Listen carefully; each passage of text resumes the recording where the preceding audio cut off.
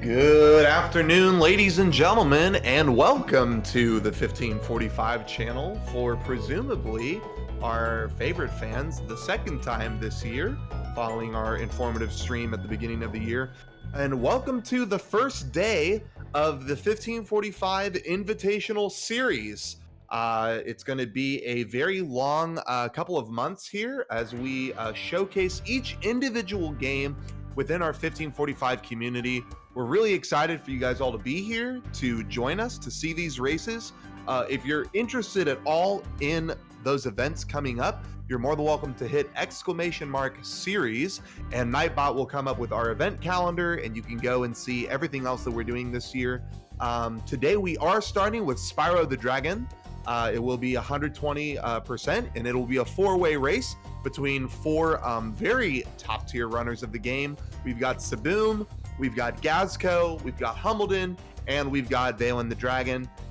They're getting ready and synced up as we speak right now, and pretty soon they'll be ready to showcase our first run of the entire Invitational Series. So how are you guys doing out there today? Hope you guys are having a good time.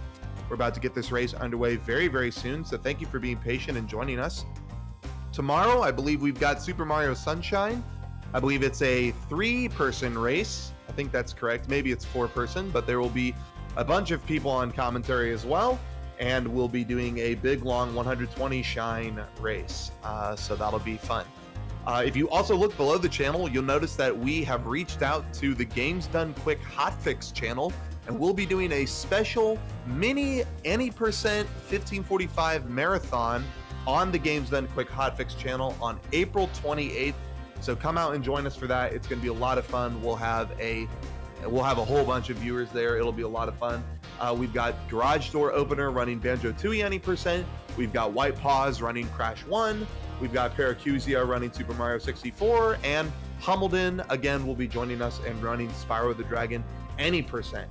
So we'll have all that stuff happening. So that'll be a lot of fun. I think I'm gonna check with our runners to see how we're doing, but we should be ready to jump into this race pretty soon. So let's see how we're doing.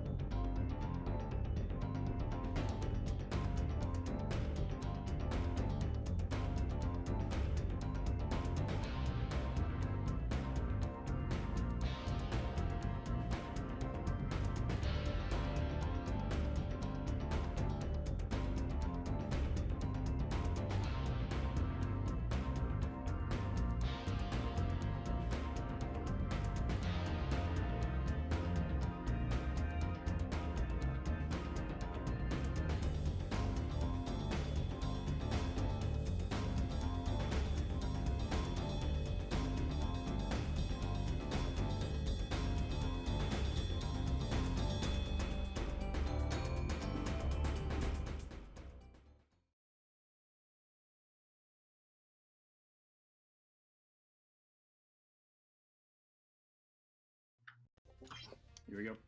All right, ladies and gentlemen, thank you again so much for your patience and waiting for us. We're just about ready to get started here. Are all of our runners ready to go? Yes! Okay, sweet. We were beginning our first Invitational Series race in 5, 4, 3, 2, 1, go. Good luck, racers. Woo! Thank you. Thank you. Hey. So, Hello. as SHM probably introduced earlier, this is the Invitational Series race for the 1545 of Spyro the Dragon. Indeed. 120%. Very exciting race. We've got, of course, the world record holder, Saboom, also known as Basoom, also known as SSBM stuff, or who even knows anymore. So many different names. With that Sure, whatever you 122. And then we've got Gazco, who is the third place holder with a 125.46. Yep, I honestly cannot remember what place Hum is in, but he's got a 127.48. And Valen with a 128.28. Regardless, Yeah, so they are all top 10. Yeah, all very good times. Lots of skill between them. Should be a pretty exciting race. We don't know how Saboom's going to do, which is... Because he could come first by a long shot, or he could come second or third. Or even fourth. So end of this game, I mean, there's a 3-minute time save with something called credit skip. And so like if Saboom doesn't hit that, but our other 3 runners do, even if they're all like pretty much on PB pace, that brings it way closer than it would have been. So there's a lot of variability all the way up until the end. So the run will start off with a dragon called Nestor. He is the only unskippable dragon, so they had to sit through that entire dialogue. Makes the start of the run quite chill. You don't have to do anything for like the first 16 or 17 seconds. And immediately activating the stepping stone secret for Sunny Flight. The first flight level of the run and the first flight level of the game. Yeah, this flight is it's a kind of a nice and a bad start to the game because it's so consistent as a flight that like you get it optimized, the route, and you want to get a really good time on it. It's the same as like any other run, really. Yeah. But it definitely, a lot of people reset in the flights. Doesn't help when it's followed by a level which is really just difficult in terms of the speed run. Oh yeah, for sure. But yeah, we're seeing all of our players exit this flight now and out into the Artisan's homeworld, which is what the name of the first home is called. Soon to be followed by Dark Hollow. Yep, and Dark Hollow is a fairly short level. It's one of the shorter main levels, I think, and across the entire game. But even as such, it's got a fun trick sort of near the end of the level. I don't exactly remember where it is in the route, but we should see. I think everybody's going to go for the out of bounds into the bottom of the level again.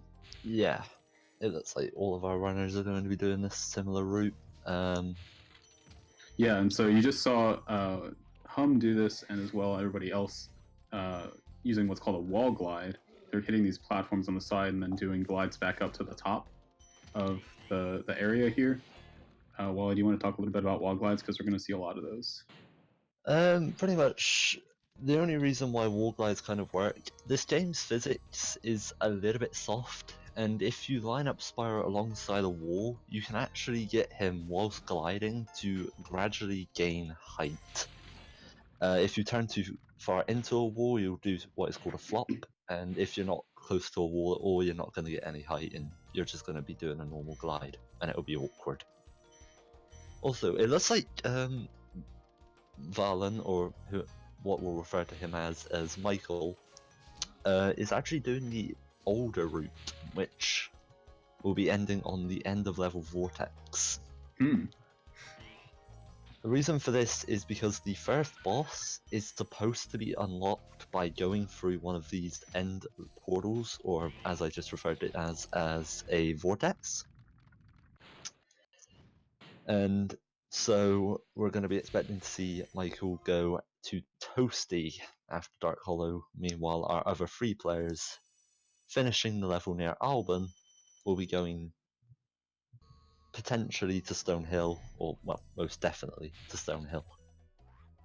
Yeah, Gaz and Hum really synced up right now. It's pretty impressive. Yeah. Saboom not too far behind at all. Yeah, so the main trick, another thing that's sort of involving a wall glide, is getting into Toasty, which we'll see all of the other runners do once they beat Town Square, which is a level after this one. Involves going around the outside, out of bounds, and then behind the dragon head that you see on Michael's screen right now. And there's a portal within there to get to the Toasty level. But you can see Michael just going straight into it. It's a little more consistent. I don't know exactly how much time it saves. Obviously, you've got the level routing and then the homeworld routing as well. Yeah. I believe it was about, I think it's 2 seconds homeworld movement, and then the Dark Hollow route is like a second and a half. It's not too important. It's only really important if you're truly wanting to optimize your artisans. Yeah. And it's not too terrible of a trick. I mean, it's not... It's fairly consistent once you know how to do it pretty well, but it is one of those things that, you know, you miss it and you're losing 10 seconds on top of whatever you lost before. Yeah.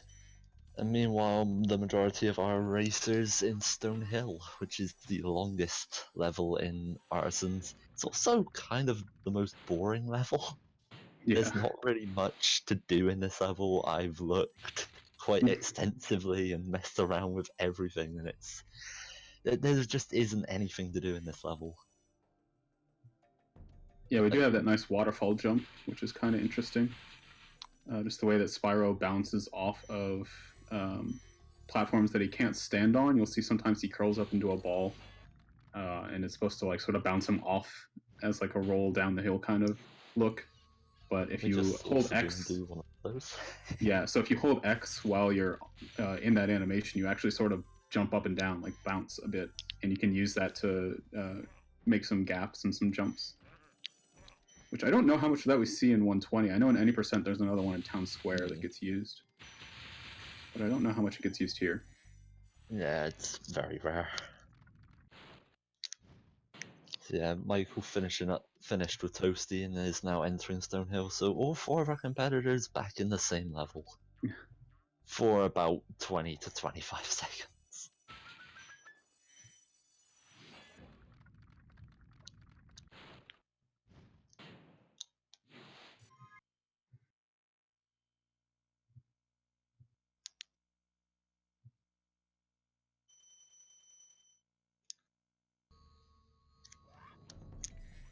These little 4 platforms outside of Stonehill are kind of funky. I feel like it's one of those like strats that you learn as you're like getting sort of decent at the game, is how to do those pedestals really quick.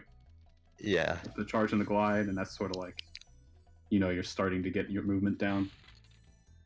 Because it takes a surprising amount of control of Spyro to do. You need to do like smaller jumps, quick glides and charges, and turn without looking at the camera properly. There's a lot involved to it, surprisingly. If you're more used to like Spyro 2 and Spyro 3 viewing those types of speedruns, the movement difficulty isn't as high as it is in Spyro 1. Spyro 1, there's a lot more momentum-based mechanics, and a few different mechanics, such as like the rolling and all of that stuff, which you kind of have to learn and get used to. Which makes starting this game kind of more difficult than Spyro 2 and 3. But it's definitely a lot more rewarding once you start to grasp the understanding. For sure, and pivots are definitely the biggest thing in this game.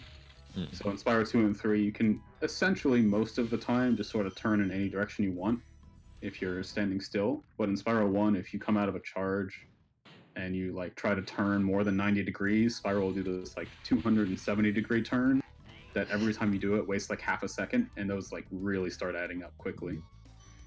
So just learning how to move along the controller is surprisingly important. And even though, like you said, it's a little bit simpler movement. You know, you don't have hover. You don't have like what Spyro 2 has with double jumping and other tricks like that. But you do move a lot faster. There's still a lot of momentum there, and like Spyro 2 and 3 are much heavier. I feel like Spyro has a lot more weight to his charges. In this game, it's all about really acting and doing the next input as fast as you can. So like going upstairs, we'll see in the next homeworld a few times for sure. Yeah. It's very impressive to see it done well. And also, after the majority of most of these dragons, you'll be seeing our runners do charge jumps or jump charges. Like, Spyro has to charge up to maximum speed, however, by doing a jump charge or a charge jump, you can get Spyro to full speed immediately. And it's because of that you can save quite a bit of time. Yeah. And we're seeing right now all of our runners, all of our other 3 runners doing the skip into Toasty, and it looks like they all got it, so that's super exciting. Yeah. And now we can sort of explain Toasty, since the majority of our runners are there. Yeah, so these dogs kind of suck. That's really the only way I can describe them. Yeah, these are the first instance of an enemy that takes multiple hits, and enemies that take multiple hits are generally awkward to maneuver around.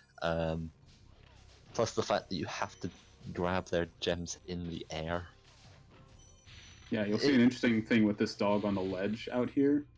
Did anybody get it? Saboom didn't get it. Oh, Hum got it though. Hum got it though. Yeah, so if you charge around the edge, you saw them like jump over a bit of a gap there. You can get that second dog on the ledge to just sort of jump off, and you get his gem immediately instead of having to flame him twice. That does not work in NTSC-J or PAL versions for whatever reason.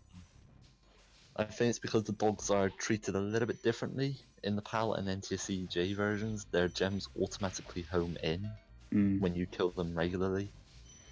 Wow, that's sync from Gaz and Saboom right there. That's crazy.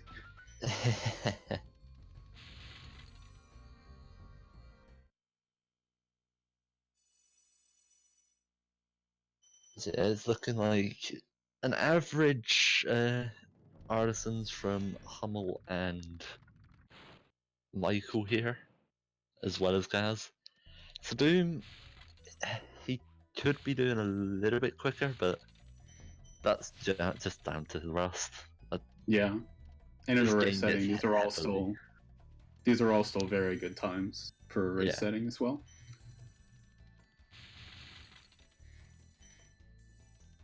Yep, just over 12 minutes. 12:20, I think, was Gaz's time. Saboom's.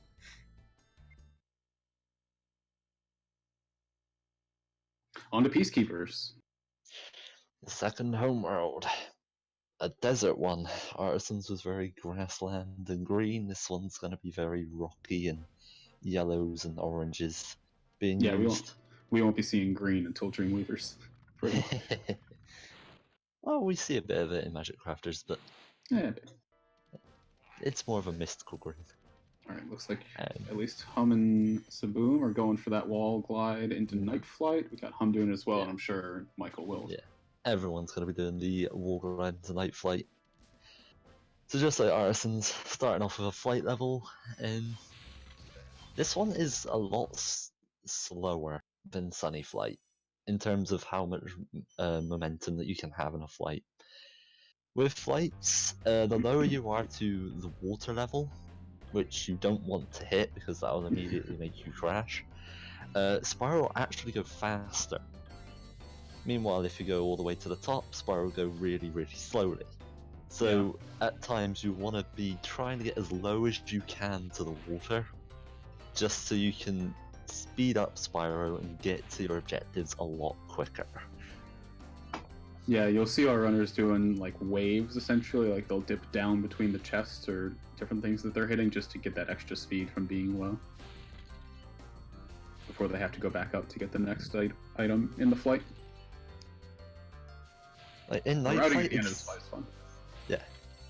In Night Flight, it's not as prevalent, but you'll definitely see the speed up in flights later on, especially the fourth one.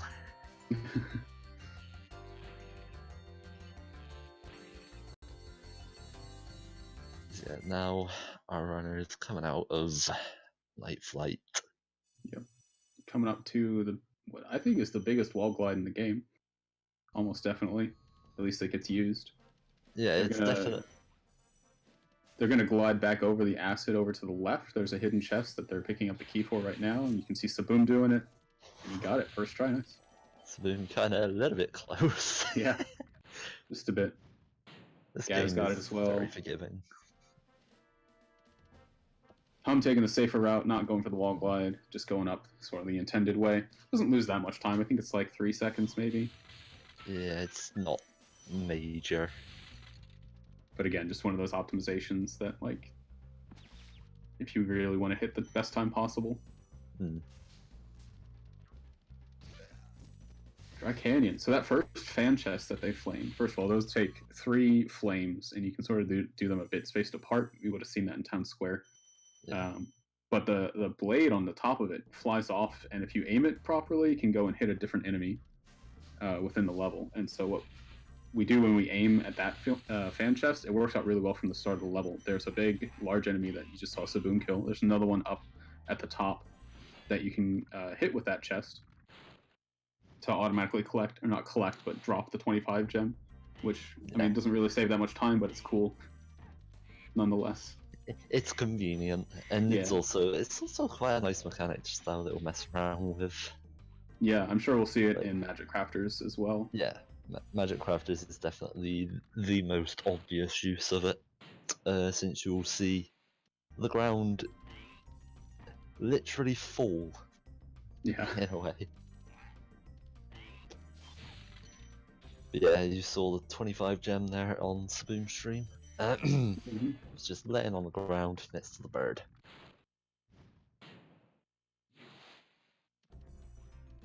No, I think, yeah, Saboom will definitely be going for the route. So later on, Saboom is going to be attempting a spin jump.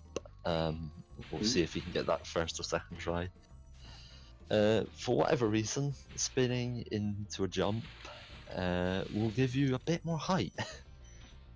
And we can't really explain it why, but yeah, it something just works. Spyro's model, something physics. Yeah, it's definitely more prevalent in 2 and 3, but it does have some effect here, and there it was. Yeah, it's been picking it up second try.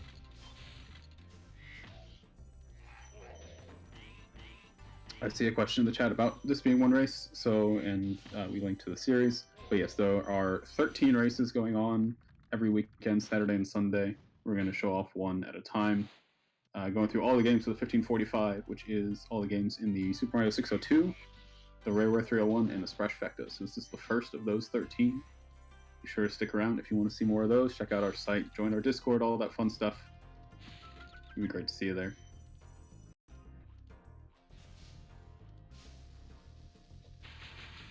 Here you're seeing Hummel and Gaz and also Michael all doing a slightly different route.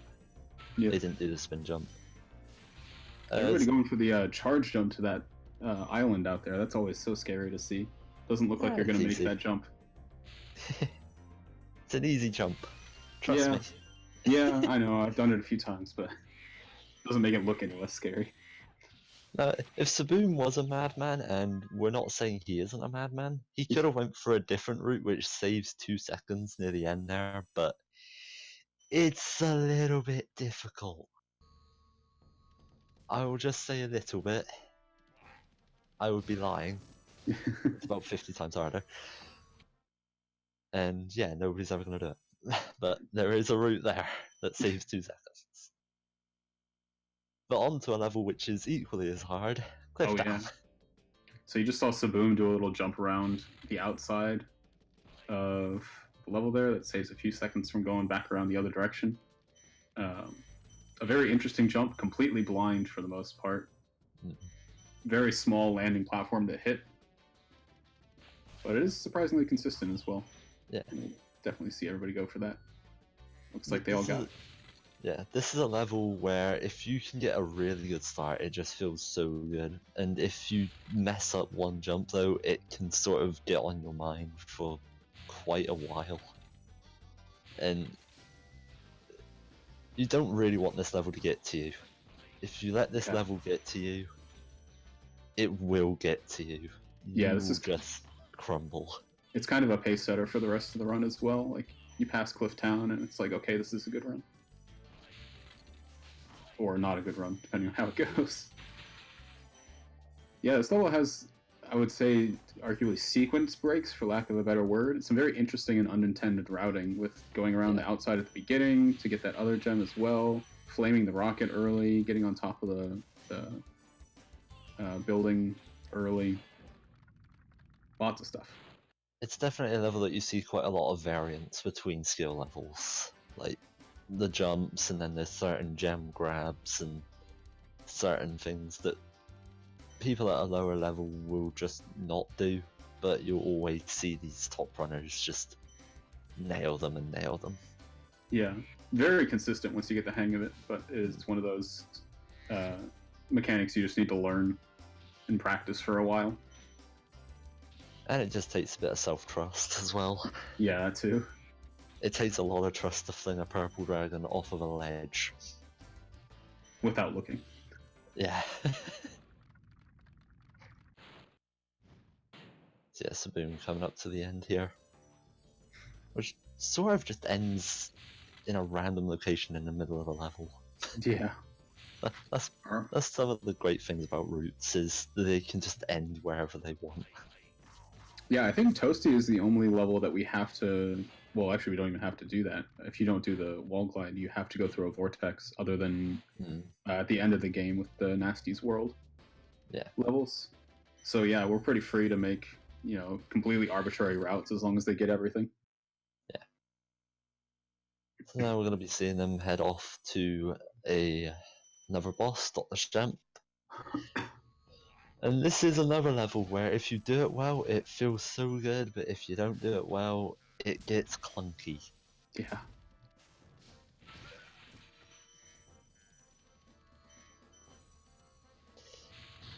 And you'll just see them sort of run through this first section. Depending on sort of the start, you'll see them leave a few more things behind.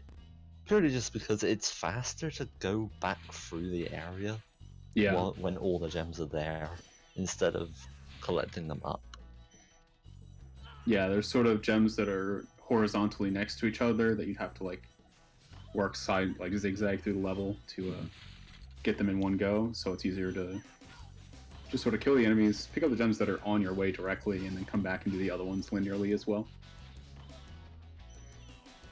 When you're generally doing movement, you want to avoid these right angles. You want to avoid having to go from one side to another multiple times. You want to sort of just have things be fluid and to make sure that you can keep as much momentum going as possible. Yeah. In some levels this will have to be broken, but that's purely because of the design of the level. So yeah, Saboom going all the way back to the start. Yep. He would have grabbed up a few gems earlier, but he missed a gem from one of the chests. Yep. Yeah, this race is still, within 20 seconds, and like I said, there's 3 minutes at the end that are pretty variable, and there's a lot left to play. This is, all the very easy, everybody's done this 1,000 times stuff. You get towards the end of the game, and they've still done it a whole lot, but get a lot riskier and more dangerous. Now entering the final level of Peacekeepers, the first level to feature 5 dragons. Ice Cavern. This sync with Hum and Gaz is impressive. Yeah. Ice Cavern is kind of an oddball level, because the rest of Peacekeepers is very desert styled, but this one is more chilled out. I'm not saying that as a pun. Really now? Are you? But it's just a chilled cave. Yeah. Whereas in other levels it's rocky canyons and cliffside villages. Yeah, it does make sense. It's sort of it's in a cave, so it'd be colder there, right? I don't know. These stairs that Saboom is going up right now, very fun to do. It's probably my favorite movement in at least the first 2 homeworlds. But you can just hold charge and jump and turn properly, and you'll make it up every time. It's pretty great. Saves a whole lot of time over like jumping and gliding, turning the camera, jumping and gliding. Compared to that, it's like probably like 6 seconds saved over that kind of thing. It's a very small area to get that out of. And we're seeing Saboom do a little bit of a different route for this area here. This route saves 2 seconds over what most people will do, but this is sort of one of these things that Saboom will go for and nobody else will go for. Oh yeah. Like, Saboom does a lot of crazy stuff. Yeah, so you saw Gaz do a little bit of a different way to get up those stairs. Wasn't quite comfortable with the magic stairs at that point, which probably lost him about a second. Not too bad because he still did it fast, but it's just an example of sort of what you're avoiding with magic stairs.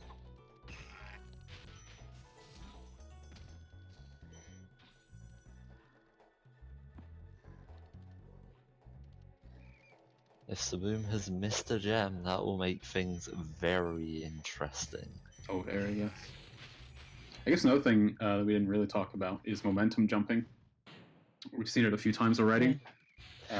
So if you jump out of a charge, you will sort of preserve a bit of that horizontal momentum into your vertical momentum, and you'll jump slightly higher. So like in Clifftown, we saw that. There was a ledge in here that used it as well, and it'll come up a few more times throughout the run. It's one of those things that you don't really notice, and if you go try to do some jumps on your own, you'll be like, why isn't this working? And then somebody says, if you jump out of the charge, you go higher, and it's like, oh, that makes a lot of sense. Sort of. It's sort of one of these things which I'm kind of just too used to seeing. Yeah.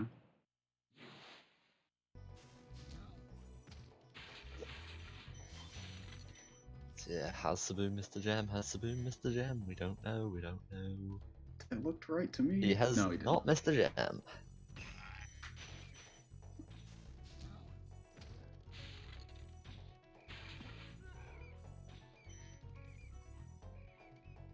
Yeah, Saboom's going to be getting out of Peacekeeper's sub 27, which is very good. A pretty good pace for a race.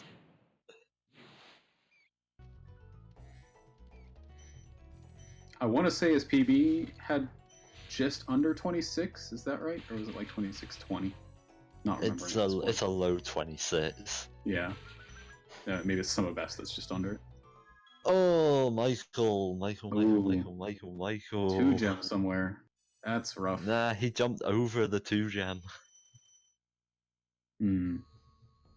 So something to note about Sparks in this game is that he will only really pick up gems which are slightly lower, slightly higher, and on level with Spyro. In that case, Spyro was a little bit too high. And Spyro has to be on the ground for him to pick him up as well. It's very different than the other 2 games.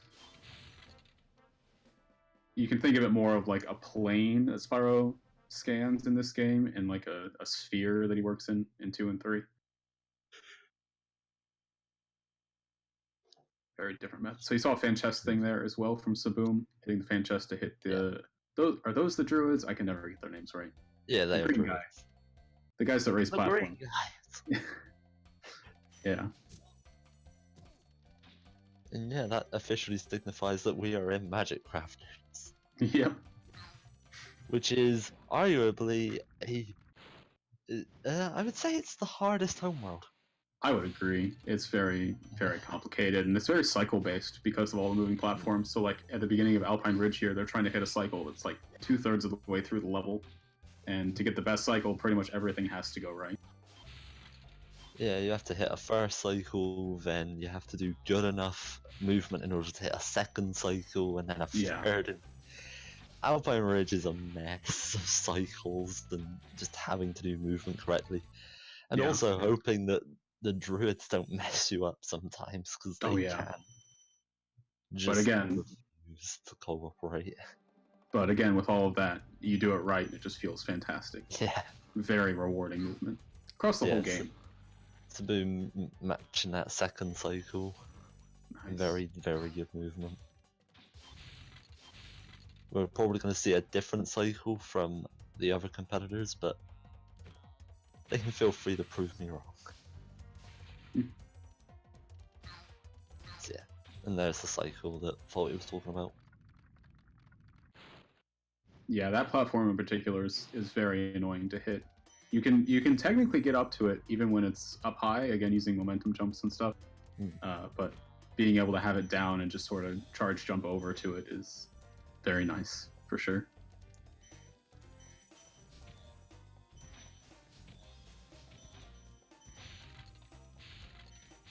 Yeah, Saboom doesn't really play safe strats. It's not his way. And even his safe strats are still risky to everybody else. Yeah. I wonder what we're going to see in Lofty Castle. I'll be very interested in seeing what happens there. Come on, Saboom. Show off everything. Do it all. So, end of this level, we're going to see a jump through the wall here. Just turns out it's not solid, and you sort of go through it, and you can cut off this thief as well, which is very useful, because that thief... Because you're going uphill, it's hard to like cut him off and get a flame on him, and be getting these gems at the same time, so cutting him off really definitely makes the whole area a lot easier. Yeah. Cheers, Insomniac.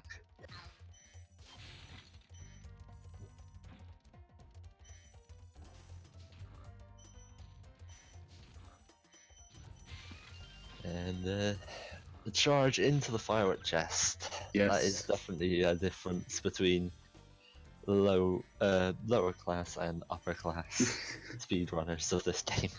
One way to put it. Yeah, my brain got stuck. Yeah, it's one of those things, again, like, you just need to know how it works and what's going to happen, and then it's pretty consistent.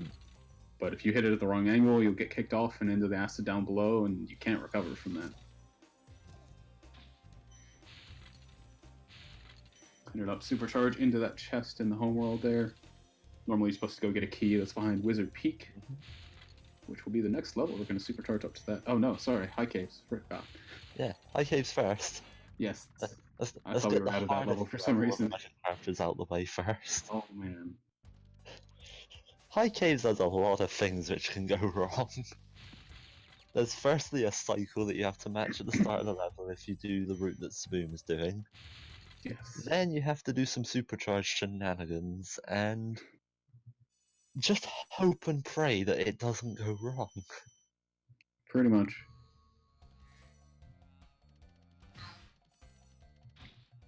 These moving platforms that he's on right now are very annoying.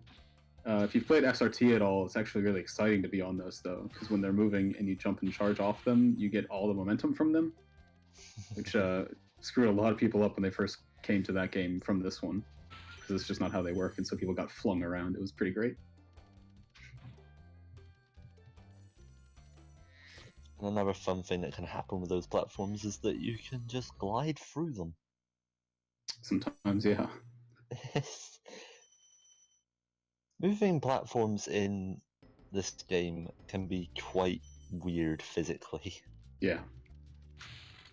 But you generally don't run into these things. And Saboom getting a sort of animation skip there. He got it, but he didn't really go anywhere with it. Yeah.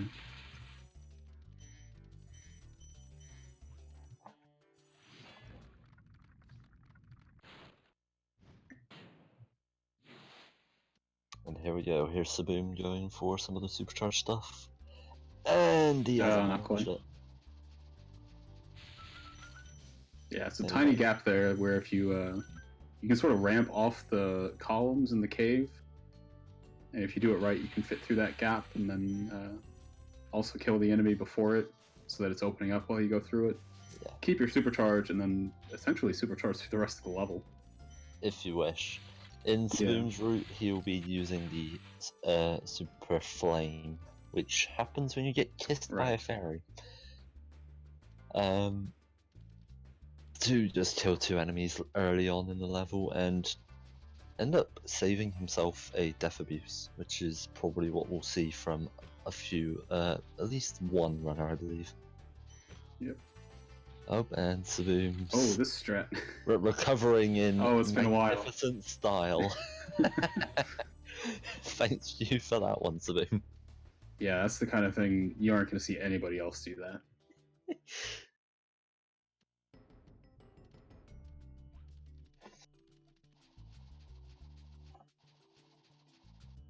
I don't think I've ever seen him miss that strat though. It's pretty crazy. Hmm.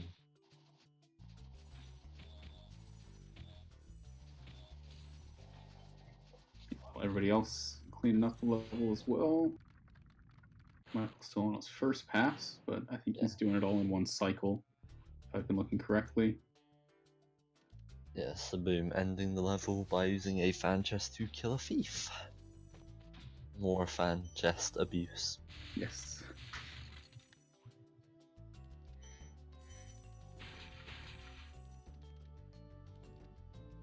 Yeah, Harmon. Yeah, it's coming up to near the end.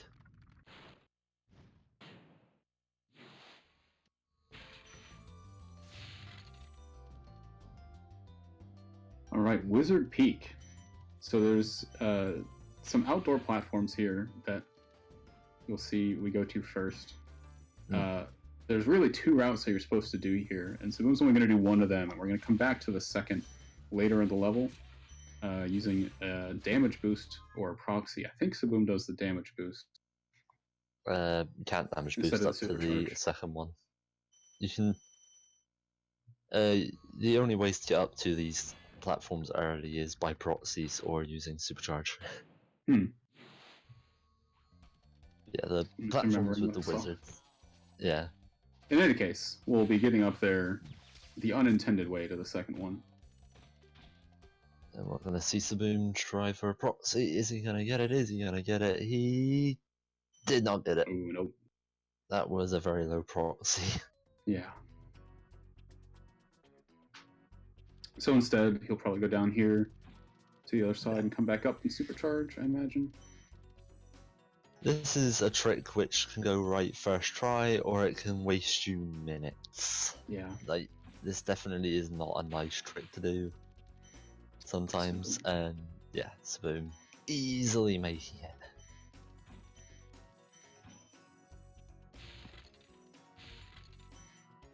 And let's see Saboom's island. Nope, he didn't do the alternative strat.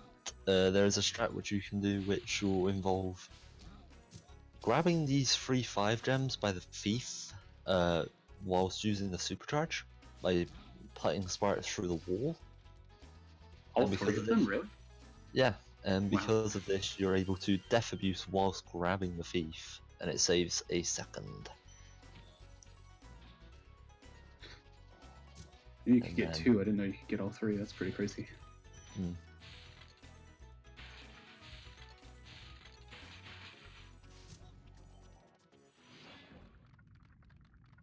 So yeah, we're gonna see Hum now attempting the supercharged stuff.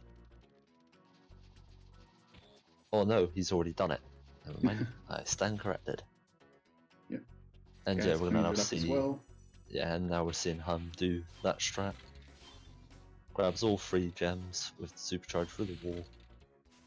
And Oh, but he missed the thief. he missed the thief Ooh, whilst death that's abusing. rough. That is definitely a risk. Just to the side there. Coming back for it. You'll hop Yeah. off. It's gonna cost him another extra life, which is a shame, but there's definitely enough lives to sort of make up for it. For sure. Yeah, there is actually some life routing in this game as well for, I guess, what you'd consider optimal strats. At the end of the game, we've talked about credit skip a few times now. Ideally, you have 0 lives when you do that. You die and get a game over, and you get spawned immediately to the home world, which saves a bit of time. So you want to count out your lives to make that work out well, but it's not a huge deal if you have 1. But if you have fewer than that, it's definitely a problem. You don't want to be game over before that point. Yeah, Michael messing up these supercharged strat and Wizard Peak a couple times. Definitely proving that it's not as easy as Saboom makes it out to be. Meanwhile, he is in Crystal Flight. Crystal Flight starts off quite excitingly. Hum where with the you... triple treat. I just saw that Ooh. back on the stream. I don't know if Saboom got it. I think Hum is the only one so far, though. Yeah, I wasn't really paying attention to the triple tree. Yeah. Yeah, Crystal Flight starts off quite excitingly. You have to dive down and turn around to grab an arch. You then want to hit a plane whilst heading to another arch. Then after that, you want to try and hit all of the planes. However, the twist is that they're not all on one level. You have to do a lot of alterations in order to hit them. So it's very easy to miss a plane.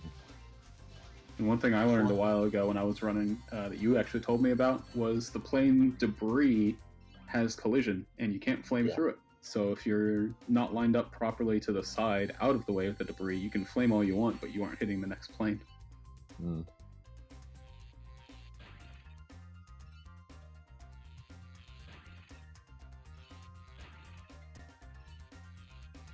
So now in Blowhard. This cave movement, another one of my favorite things in the game. It's great when it goes well, it's terrible when it doesn't. Yeah. But There more is a moving cycle platforms. Saboom would have liked to hit that most runners do not grab.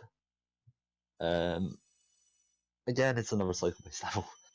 Like, a lot of Magic Crafters is cycle-based. Like, in a way, if you're going for Wizard Proxy and Wizard Peak, there is also a cycle that you should try to meet in there in order to get a good setup for a wizard. But that's what makes this homeworld just difficult, is just the amount of cycles that you need to try and hit. But overall, Blowhard is over and done with before it even begins. It's very compact. Yes. And that'll conclude Saboom's Magic Crafters. About 41.5 minutes. Not too badly paced. Not at all.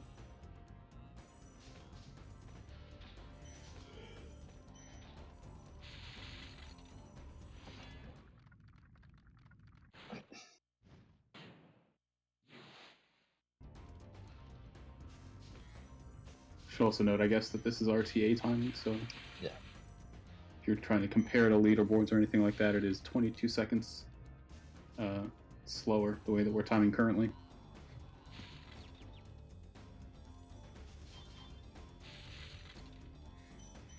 So now we see Saboom in Terrace Village. There's actually two things you can do in the homeworld before Terrace Village, and I think we'll be seeing the other one.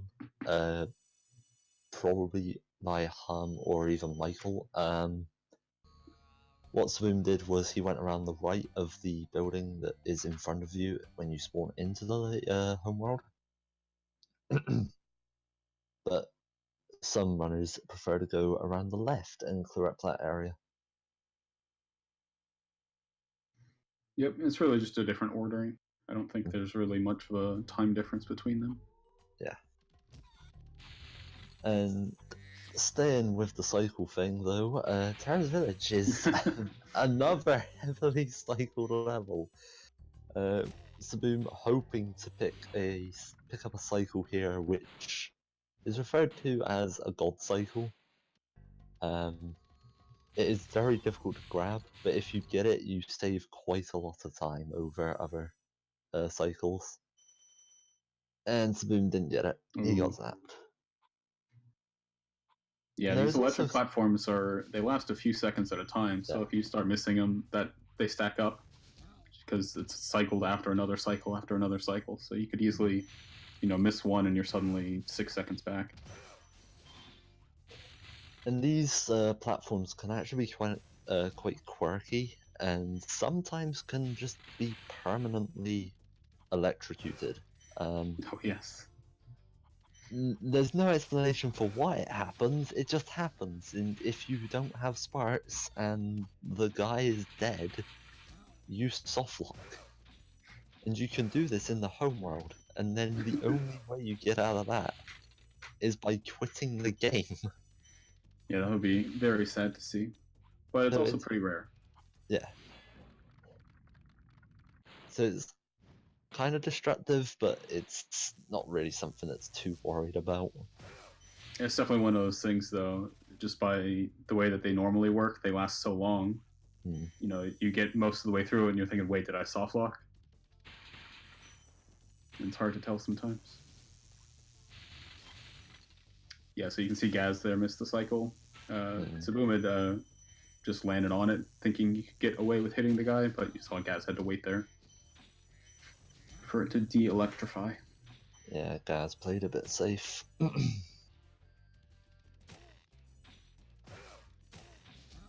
So yeah, Saboom picking up what he left behind before Terrace. Yep. A little If you damage abuse there. if you mess up the dragon, however, after Terra's village, you can actually cause the infinite electrocution to happen a lot more consistently. So it's a risk and reward. And yeah, the damage abuse that was found by Nitrovsky. By taking damage on the water, you can then scrape along the side of the firework chest into the second one, and it's just a little bit faster. Yep, and you only lose 1 sparks from that, which is useful as well. Just from invincibility frames. It's Wild Flight. Starting off, you're immediately going up because of how this level is designed, and in the top section you would have probably seen that Saboom wasn't flying all that fast. And that was purely just because of how high up in the level he was kind of determined to be. Yeah, it's not like relative to the water height, it's absolute height in the level. So you kind of get stuck when the level itself goes high. Yeah. Also, Saboom trying for a quite difficult little cycle there, difficult little strat. Unfortunately, couldn't manage to grab the plane, so it didn't end up going all that. Didn't end up going perfectly for him. So it looked like Hum potentially messed it up a bit there. Yeah, I don't know, he's on green sparks. Yeah, I wasn't paying attention to see if he was on yellow before. Yeah, he bonked on the not firework chest. Have we talked about flame charging at all? No, it's a very common thing which is overlooked again a lot, like momentum jumps. Yeah, so if you you'll see it all the time. Hum did it on the fan chest outside. Anytime that there is a thing that you flame to destroy or kill, you can time the flame and a sequential charge input to have the gem automatically home in. Because when you charge through something like an enemy or a chest, as Saboom is doing there, the gems will automatically home in. But when you flame it, they just sort of jump out and go down on the ground. But you can confuse the game by doing the flame input to break the object. So like fan chests have to be broken by a flame input. And before the flame touches the object, you start charging, and the game's like, oh wait, you're charging, you should get this gem to home into you, even though you're flaming the object. So, speeds up a whole lot of things. I mean, overall, I'd say you're probably close to a minute of save overall with like all the different things that you can use. It also gives you, more range. You don't have to go all the way through an object, so you can turn earlier, cut off seconds that way. It's a massive part of this game and the other 2 games as well. Definitely a nice thing to have in your arsenal. In the meantime, Saboom quickly getting through Misty Bog here. Looks like his level is actually going quite nicely. This level can be very dangerous. Yes. The enemies in this level can really just screw with you. Yep. I knew at the start of the level Spoon got eaten by a tree. You don't want that to happen. No, that's such a bad time loss. The end of this level is affectionately known as Guantanamo Bay. I don't really know where that came from, but it is a gauntlet for sure. Yeah, it's about as accurate as can be.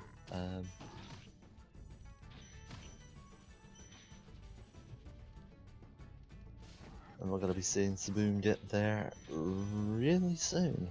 Yeah, about 10 So more we'll seconds here. We'll see how 50. many damage he takes in Guantanamo Bay.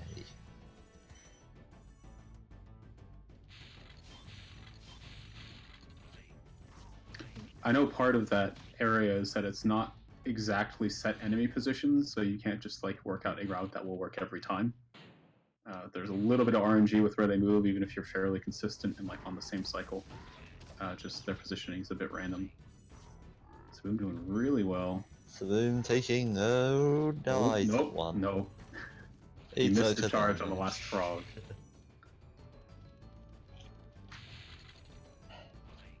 One damage is still fine though. He still has sparks, it's all good. And he's missed the 2. Ooh, This is The not a level equalizer. you want to be. You do not want to be missing a gem in this level. Find it. Oh, the enemy. oh wow. He triggered Really, one of the that one? enemies. Wow, Yeah, okay. he triggered an enemy earlier, so it ran forward, and he didn't really realize it. Oh, one thing we aren't going to see here, because this is not the any percent route, you can get those enemies to charge after you, and they'll just sort of walk on the water.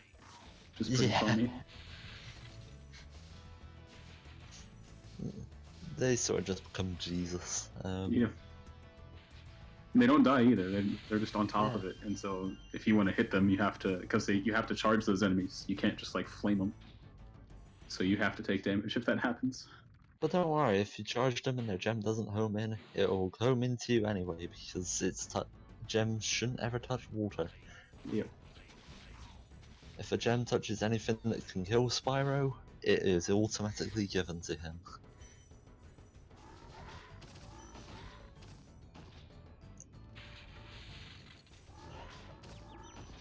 And now, Treetops. Treetops is just a supercharged playground. We're going to be seeing quite a lot of supercharge being used in different ways in order to sort of shorten the amount of time it takes to get to places and sort of skip doing a few sort of rotations with supercharge. Spoon dancing with some of the banana enemies.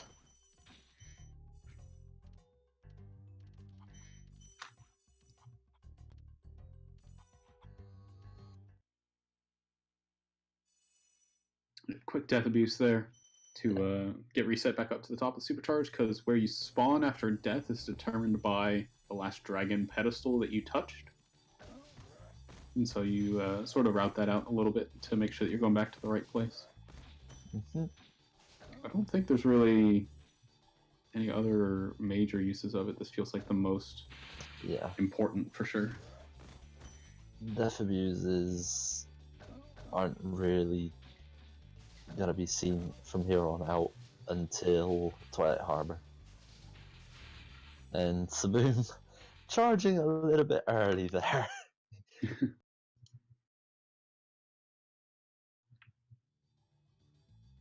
He's just trying to get the right angle for the 5 chests.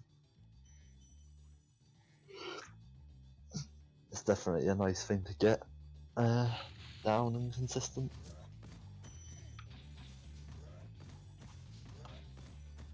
So Saboom just killed a thief very early, and a note that should have been made when entering Beastmakers is that there won't be any more egg thieves.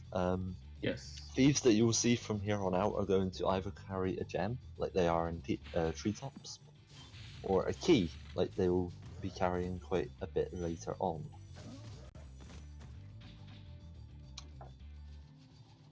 Now Saboom going for a good, nice little jump here. Yeah. Found by Stone Knot 1, appropriately named Stone Knot Skip. Yes, of course. And nailing it. Nice. Yeah, you can actually do that jump and get both of those fan chests with the supercharge if you have the right angle. He only got 1 out of that, but that still saves a few seconds anyway. So, always exciting to get one. Let's see what Gaz gets here. Oh, wow, that was very close. Almost fell off there. Not getting either, so he'll spend another 2 seconds here or so. But still getting the skip in general. It saves a decent amount of time. Always worthwhile.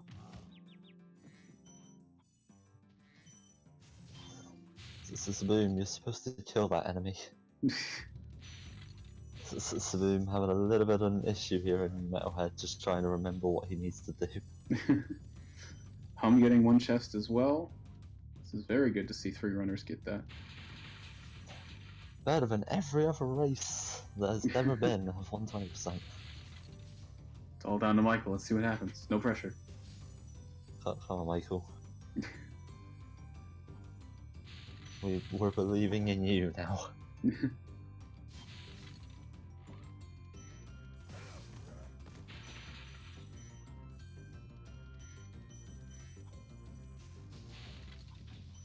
Bit of a different takeoff from that platform.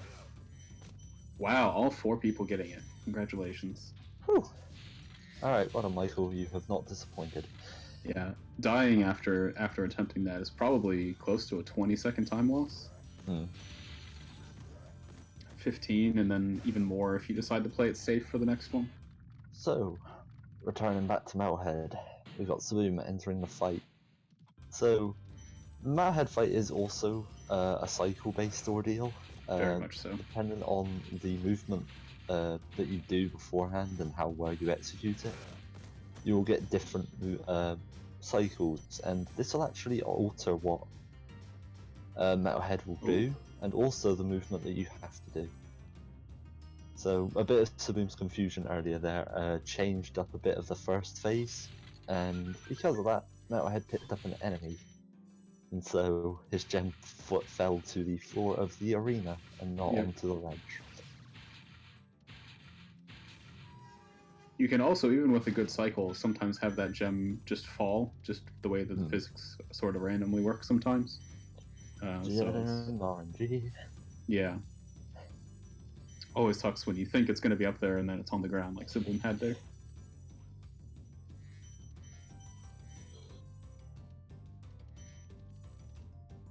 Gaz really not far behind now. Only about 10 seconds, 15 overall. And you might see a lot of loose gems after like the first and second hit of Metalhead. That was actually just enemies who were killed as our players were damaging Metalhead. If you wait long enough in the different phases, Metalhead will throw all of his enemies and you'll just see that he'll run out.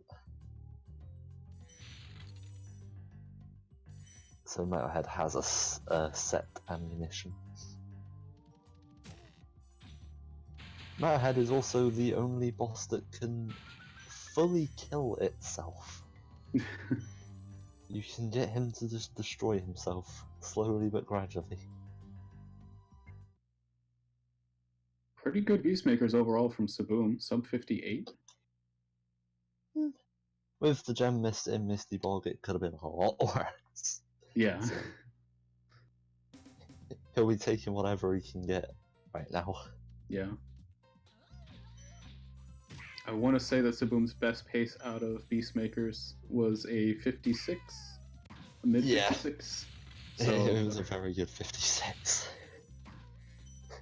In fact, potentially even a 55.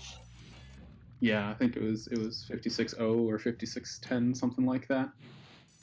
Very, very impressive. Even then, like comparing to some of best, I think he's only a few minutes off, which after an hour is, especially in a race setting, very impressive. Everybody doing pretty well overall.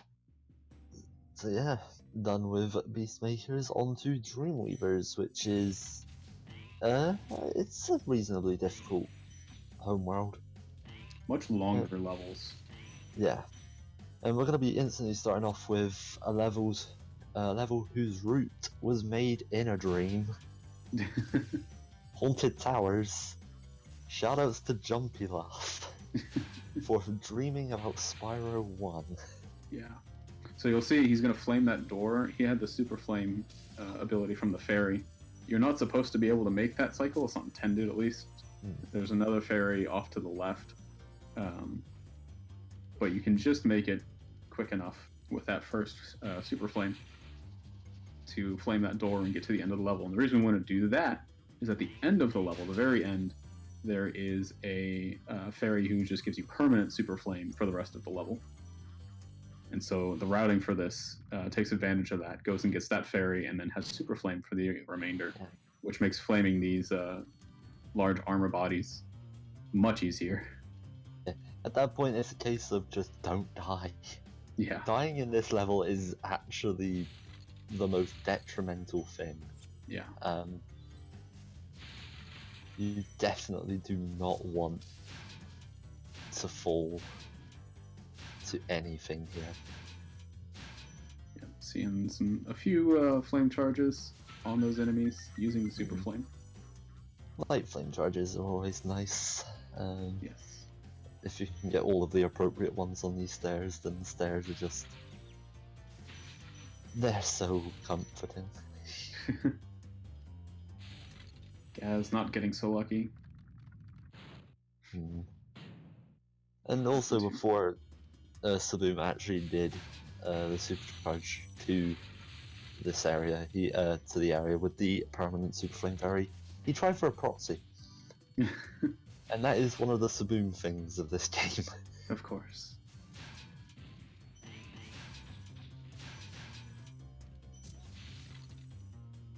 Yeah, now just gonna rack through the entirety of this level with super flame, and everything's just gonna... Hum almost got every flame charge down the stairs, except for the last one. Would have been pretty exciting to see that. Also, all of our players in the same level again. Hooray! That'll happen more so through this homeworld for sure. I think the average level time here is close to 5 minutes, 4.5 maybe. Yeah, average split time is about 4.5 minutes for this compared to level. about 3 for the other homeworlds. Yeah.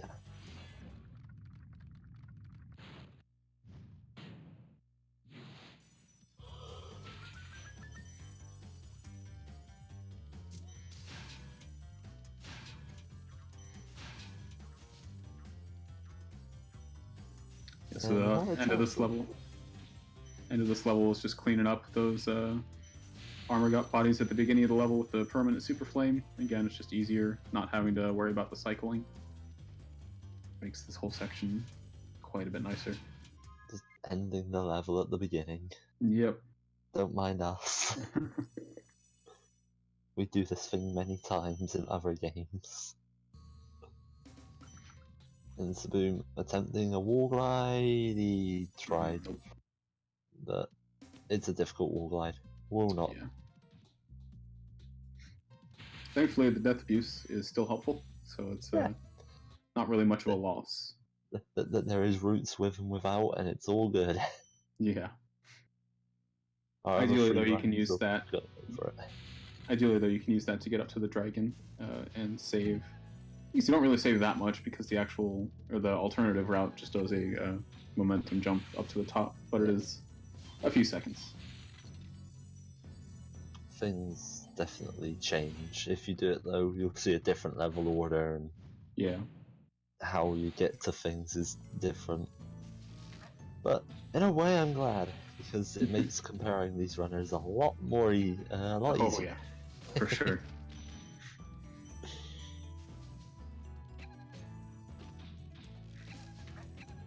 I'm just going straight for the death abuse there. You saw, Yeah. didn't even go for the glide.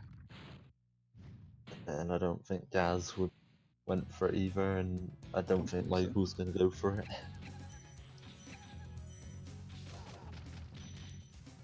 Dark Passage.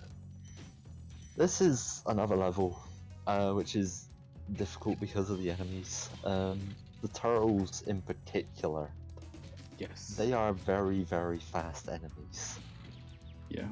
And they have a tendency to launch Spyro up into the air, as if they're just a plaything. Yep. And their attack, the fireball, just sort of flips you over, wastes a second. Thankfully, this level isn't really cycle-based in the same way that a lot of other ones are. It's sort of like small area cycles. When you approach the area, the cycle starts. So not too much of a loss if you mess up one area, but getting them all is definitely difficult. Yeah, we just saw Saboom get 2 hit by a turtle there. Or no, Yeah. he took a hit by a cupid, and then a turtle hit him while trying to go for it.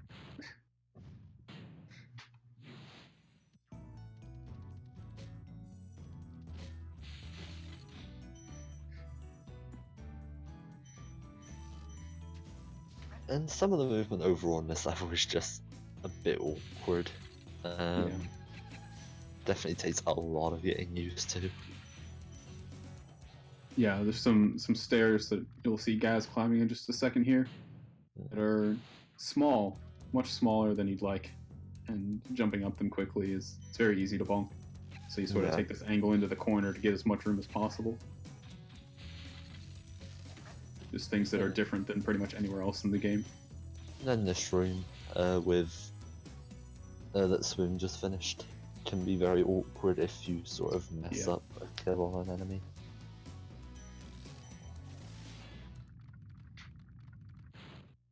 And Dark Passage, also another level that features 5 dragons. They are very rare. And a little thing about the ending is that if you... Well, most of the time, because of how many audio sources are happening in the game will often sort of, I would say, morph the sound and just completely distort it. Yeah, that can happen. Or you can have sounds just not play at all. Sometimes you get extra sounds. You might hear sometimes when you collect a dragon, you'll hear a chest explode. Just cause nothing, it didn't actually happen. Just plays. Why not? Just do it. And yeah, we see Saboom doing what he would have done immediately after the wall glide, which is use this cannon to shrink some enemies. And now we won't see any more cannons. We saw a cannon in Peacekeepers for destroying strong chests, and then a cannon here in Dreamweavers for shrinking enemies. Yep. Dragon technology, ladies and gentlemen.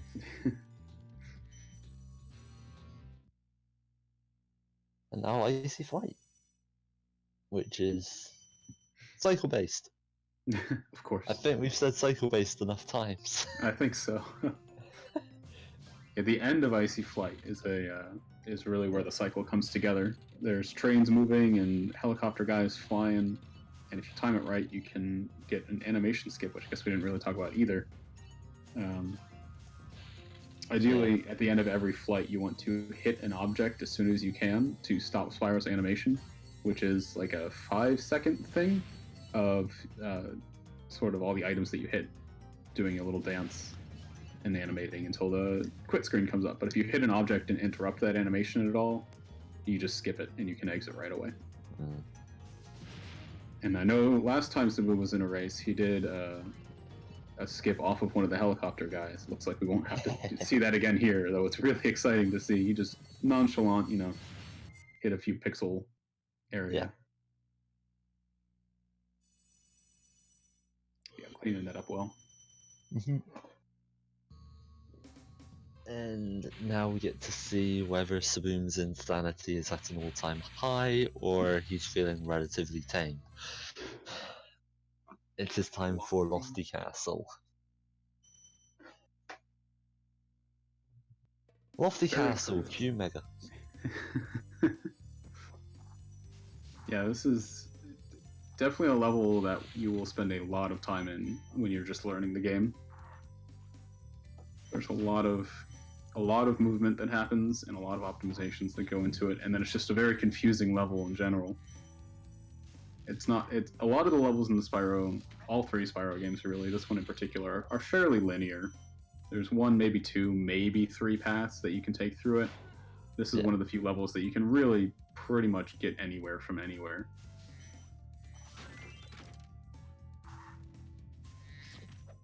And the actual route for the level, that was...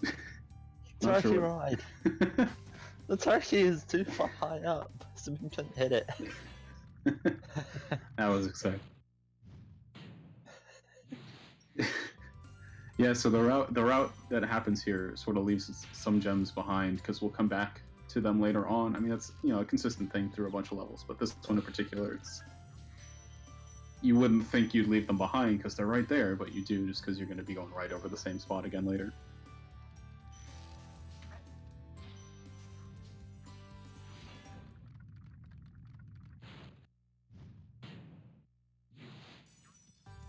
Now, Is there is a Saboom running? little... Oh, Go ahead. sorry. I was just going to answer Burger's question in chat. Is Saboom running in the Crash 1 Invitational? Who knows? Maybe. Please say he is. Adam, get him in there. So yeah, we're seeing Saboom do a different route than what Hum is doing.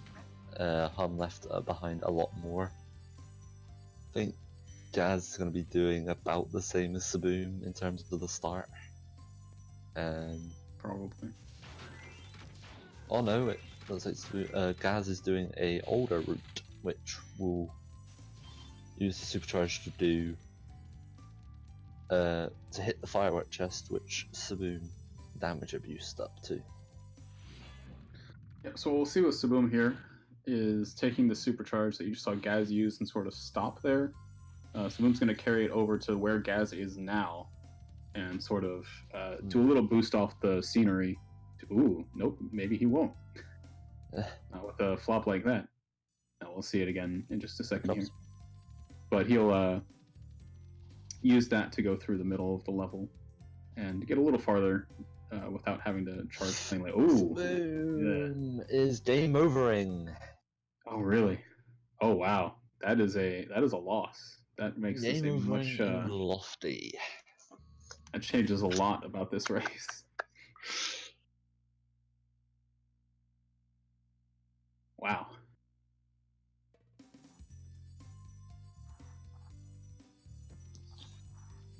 Luckily, from Beastmakers onwards, you are able to game over and not really be too punished by it. And, oh, come on, Saboom. That's showing off. As you do. Well done, Saboom. Good job on the balloon boost. There we go. There's the And supercharge. there we go, Saboom's going crazy. Is he gonna get the jump? He got the jump! Of course he does. Well done, Saboom. Fair and play. You'll never see anybody else do that. Oh. And with that, I think Saboom still retains the lead. He'll be close.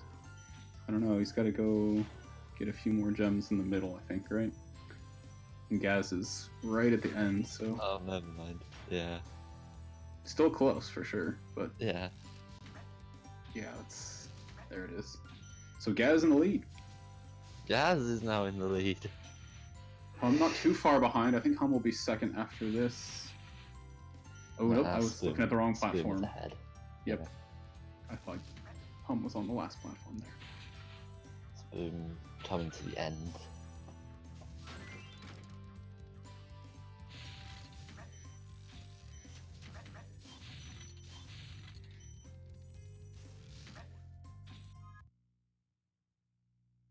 Yeah, Yep, there's the Gaz exit. now firmly in the lead. Into Jacques. And into Jacques. Jacques is a special boss level. It has 2 dragons. Yes. It's also a box. Yeah, the boss is a box. We'll leave it at that. We'll leave you to make the connection. Yeah, it's again, it's not really cycles, but it's some timing things with these fools that he's flaming. You can see guys flaming here. This is called the cake with those 3 platforms there, and you can time the cycles to get into that cave and back out without needing to reflame them. Not too hard to do, but it's again one of those things you just have to learn and pick up. Yeah, and you can also do it a single layer instead of having to raise both layers up. Yeah. Also, Saboom is going for the big boy route. Oh man. Let's see what happens here. So, The Jacques Big Boy route. It's dangerous. Yeah, to say the least. It's risky. It's also doing single layer cake. Saboom just has no chill. He's just doing everything. Yeah, there you go. Made it easily.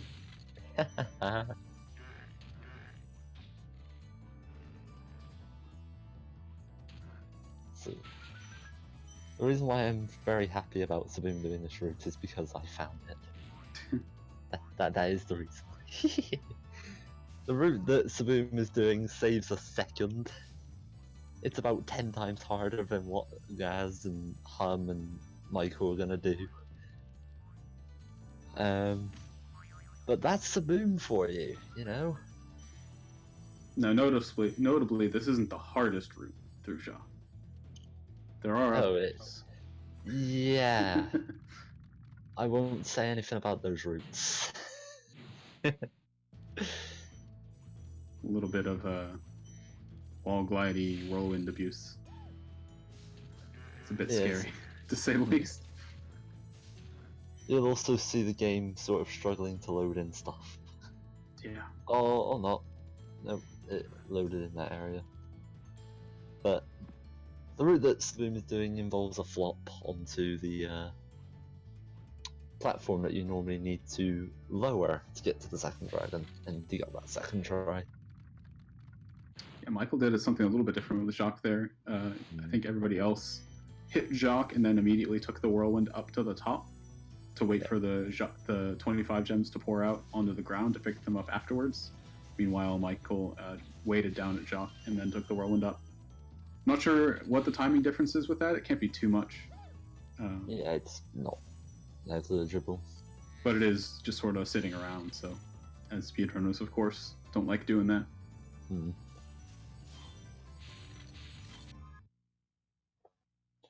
Yeah, Saboom exiting Jacques and Gaz exiting Dreamweavers.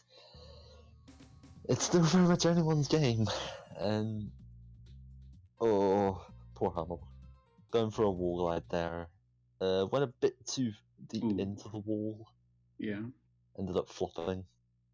I see why Pa's saying it wasn't on purpose, and Michael almost fell off, so that makes some sense. Right.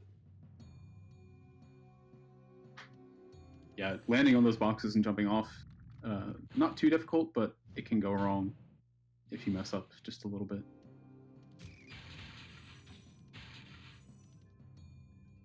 Especially when you're charging through Jacques on the last one.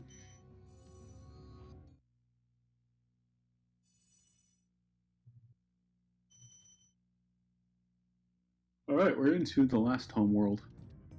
Everybody getting there pretty soon. Mike will be there as well. North Cove is interesting, with all of these barrels going all over the place.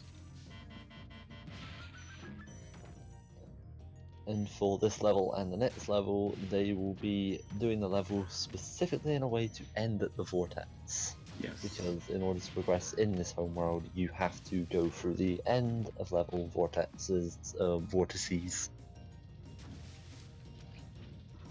To progress. Yeah, it's not quite getting the early chest break from the TNT guy there. Bit of a time loss, not terrible though.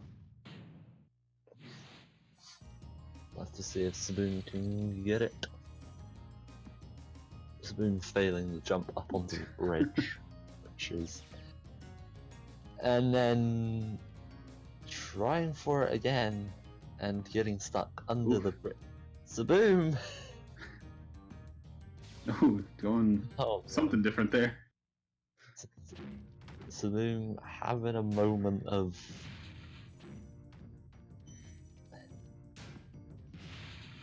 just everything going wrong. And that's actually led Hum to catch up quite a bit to Saboom now. Yeah, only about 10 seconds. It's now very much down to credit skip. Yeah, both of them getting... Yeah, carry on. both the Hum and Saboom getting the early chest with the TNT. TN trick. Yes. So yeah, Gaz now having a very commanding lead. We'll just have to see if he can get the first try credit skip and follow out to the end. Yeah. Michael also picking up T entry, so Gaz in the lead, the only person not to get it though. Yeah. You can see Hum is currently sparksless, which is not a good thing, especially in these later levels where there's a lot more gems hanging around. But one thing that is very much a high skill thing is knowing how to play without sparks, how to efficiently run over gems and pick them up quickly.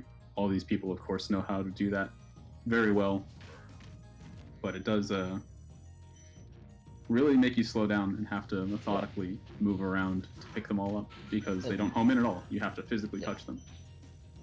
And Hum deciding at that point that death abusing was probably going to be the more profitable kind of thing to do. Like, definitely in the section where he was doing that sparkless isn't fun. And Yep. Oh, and now Michael sparkless. Thankfully there's a rat, but he's not getting it yet. nope, not really any need to until you've got the key. True. He'll pick it up now. Oh. No? Oh, he's getting this top gem. There we go. There's the rat. Okay. Right. That was going to be very confusing if he didn't pick that up. With a bunch of gems on the ground here.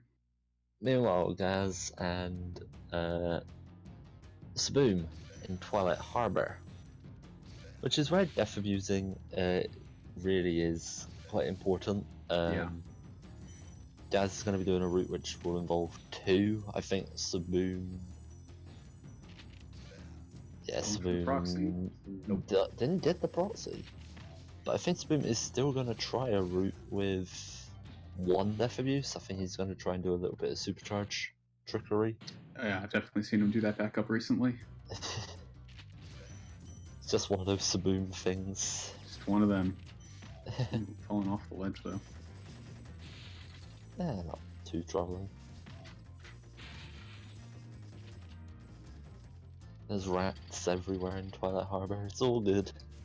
Yep. So Gaz coming up on the first one, he's going to get these 10s and then circle into the acid, not lava. Take a death abuse back to the supercharge, and then come back the same path to get that chest and the remaining gems. Thankfully, that bridge resets when you death abuse. So yeah, here we go. We see Saboom. He's gone around the bridge. He didn't turn early enough, so he's gonna do a double death abuse. He'll have to raise the drawbridge, however. Oh no, he has an ulterior motive. Oh, this okay, one, right. But thanks. Only him.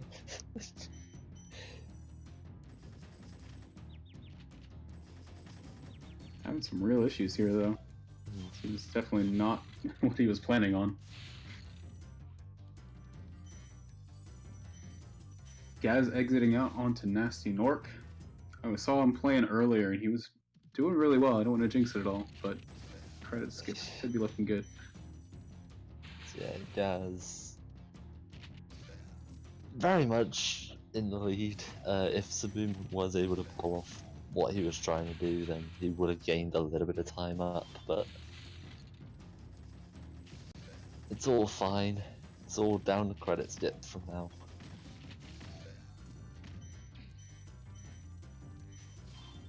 I won't lie, I wouldn't be surprised if Saboom just viewed the credits after 1 fail. Maybe. It's hard to say, really, at this point. You can do... I mean, after seeing those last few levels and his movement and backups, who knows? Saboom has just been showing off backups, that's all he's been doing.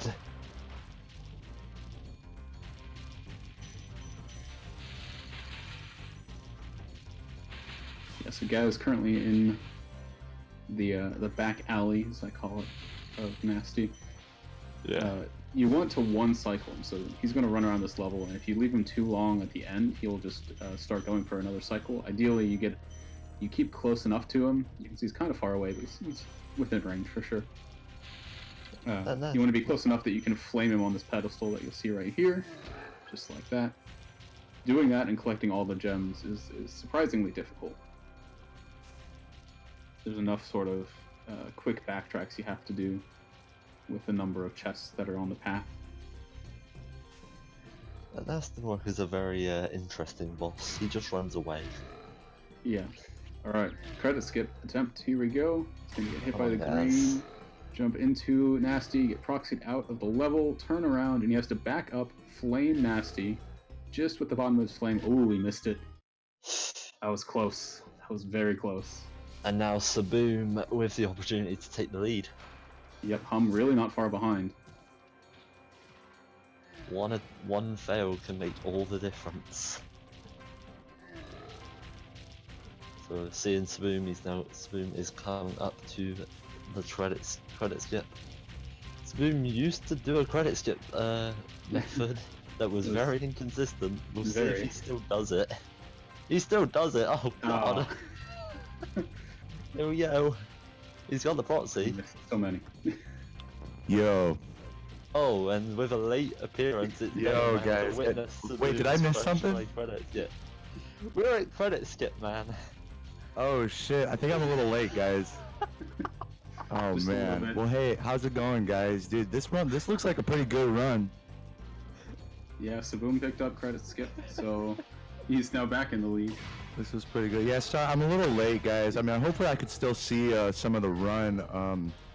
Yeah, I think I'm pretty close, you know. I mean, you know, we missed a little bit of things, but I think these guys are doing pretty good right now. I don't know about you, but these guys are killing it. Yeah, it's been a very good race overall. Ooh, Gazco almost getting over the top freaking thing right there. Sorry if I'm a little behind. I'm watching on like the 4-way Twitch player that's like 10 years behind, so. Ladies and gentlemen, Dale Man has entered. Hey, what's up, Wally? Yeah, I'm sorry you guys had to listen to Wally this entire time, and I know that might have been a bit of a chore, but Okay, well, there might have been a few sighs, might have been a few. So Gaz did pick up the game over credit skip. Yeah, so he GG to exited Gaz. straight out. Meanwhile, Very good. I think Michael got it as well. I was not looking at his Yeah, screen right Michael there. got CSGO. Hum Good. unfortunately game overed on credit skip. Yeah, And meanwhile, Saboom, he's just gonna clear up through Nasty's loot, and I think he's pretty much gonna have it. yeah, So yeah, everything came down to credits. Yep.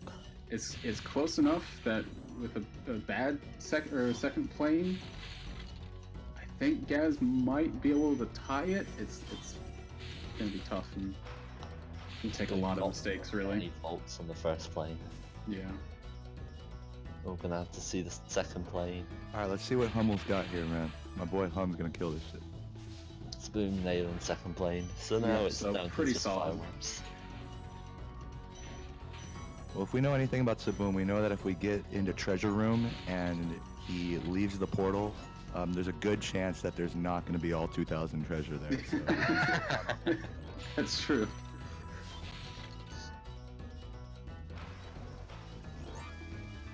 Yeah, this whole level is just a cleanup of gems. There's no enemies other than the planes, if you really want to consider them that. So, pretty free to move around. Dude, a special GG to Hum for, because I don't know about you guys, but if I miss credit skip once, that usually guarantees a 10 try credit skip. So shout outs to Hum for only doing 2, so that's pretty cool. And there we go, Spoon picking up every single last gem. Yep, so with a 128, First place. 128.47. Dude, GG to Saboom, man. What a legend.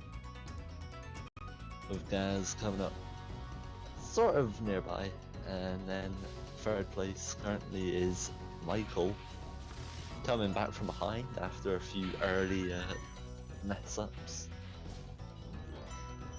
And Hum with the game over on credit skip, taking him from convert into the final position. Yeah, Heck yeah. overall, still a very close race through the whole thing. Everybody played pretty well. This is Few really mistakes close. that brought it out, but Man, GG to Saboom, GG to Gaz, Valen, Hum. These guys are some of the best players in the world. And I'm just so proud of all of them. It's just Gaz such a with beautiful a game. Gaz with a 129.42. Spyro the Dragon, you've defeated Ganasty Gnorc, Cleaning up that collected the last dragon section. eggs, saved all the dragons, and recovered every bit of treasure in the dragon That's kingdom. almost sub 130 for all these guys. That's pretty freaking amazing, man. These guys really came to kill it, and they just did. And I totally was here to see all of it. It was very interesting. You came when the hype was needed. Exactly. It's all good. Perfect. Yeah, I'm known But for it my would have been poignancy. nice. It would have been nice to have you an hour and a half ago, though. You know. You know what? I'll be honest. I did say I was gonna have some stuff going on, but to be completely honest, I was just in bed asleep. So sometimes that's just how it goes. Yeah, 130.15 for Michael. GG, Nice. Michael. Just got cleaning it up now. Big Valen.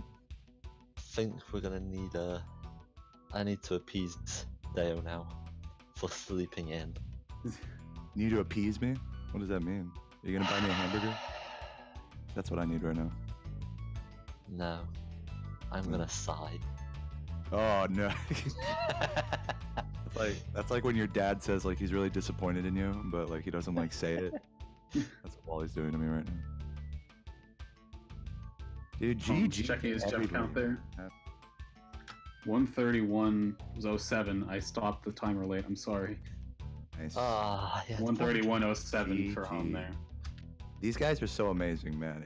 It takes like at least like a whole year of doing nothing but playing this game to even come close to that time. And these guys have been playing for way longer than that. So some of these guys like Saboom, man, they've been going at it since like before the era of Twitch. So, you know, it's really cool to see that this game's still like alive and being played, especially with all these freaking amazing players. It's just beautiful, you know. I could Yeah. shed a tear right now. So yeah, the final standings is 128.47 for Saboom, 129.42 for Gazco, 130.15 for Michael or Valen, if you wish, and 131.07 for Hamilton. Yeah, let's go hop back into that call. I think we lost Gaz, but we'll have everybody else there and we'll talk a little bit about the runs. Let's head over to that room. Yeah. It's gonna be We're gonna nice. go straight into some practice with that. Hey, Alright, I'm back. GG. GG. You guys are amazing. Nice races. That was so beautiful. I was only there for like Oh, Twilight damn. Harbor and beyond. Yo, we noticed you hopped in like. okay, I have to be honest. I was definitely just asleep in my bed, but when I got up, I was like, "Yo, this is pretty hype. I gotta come into this. This is pretty sick."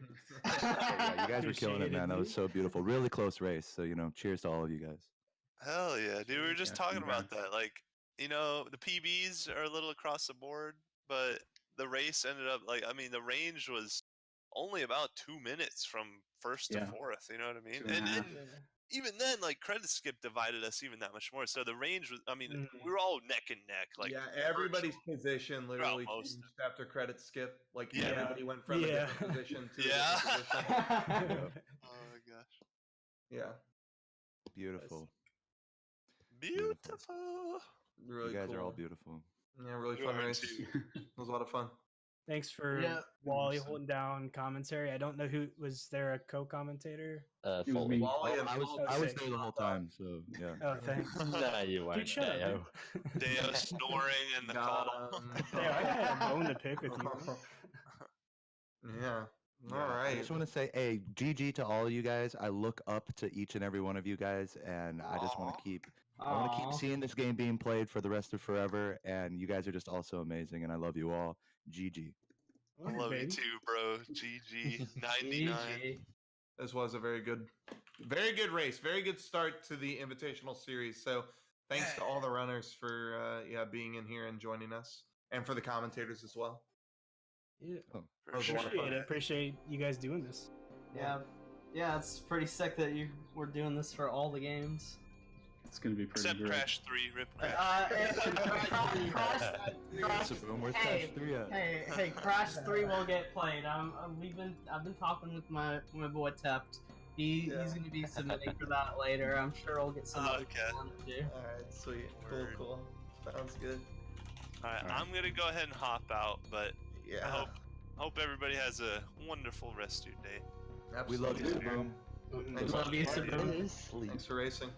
Yeah, thanks for the opportunity. Like I said, that was super enjoyable. Hell yeah.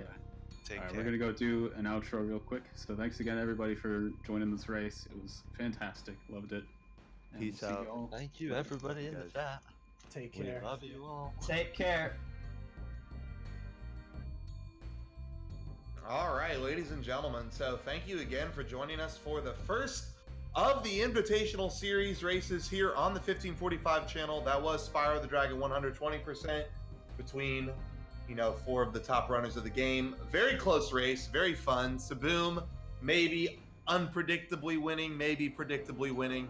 Who's to say? Tomorrow we've got Super Mario Sunshine 120 shines. It's been a while since this category's been really raced amongst a bunch of people, and we've got 3 commentators joining us as well, so it's gonna be pretty nice. So definitely don't miss out on that tomorrow either. It'll be a lot of fun, and sign up, guys. We've got plenty of games coming up. I know Spyro 2 just opened yesterday, maybe it Closed. opened up last week. Closed Spyro 2 yesterday. closed. Rip, Spyro 2 closed. Man, we've got a lineup for that one for sure. Yeah, I know a bunch of the top runners signed up for that one. So Spyro community is killing it. Hopefully Crash community steps up soon as well. So yeah, thank you guys for joining us. This is going to be us signing off for the day. We'll be back again tomorrow. What time is our SMS race tomorrow, Faulty? 1 p.m. Eastern time. 1 p.m. Eastern time. So get yourself some lunch, get yourself a computer, and flip onto our channel. And we can't wait to see you guys. So thanks for joining us. And I think we can drop a dank host onto somebody Oh yeah, let's figure out that. probably before we That's- get out of here. For sure.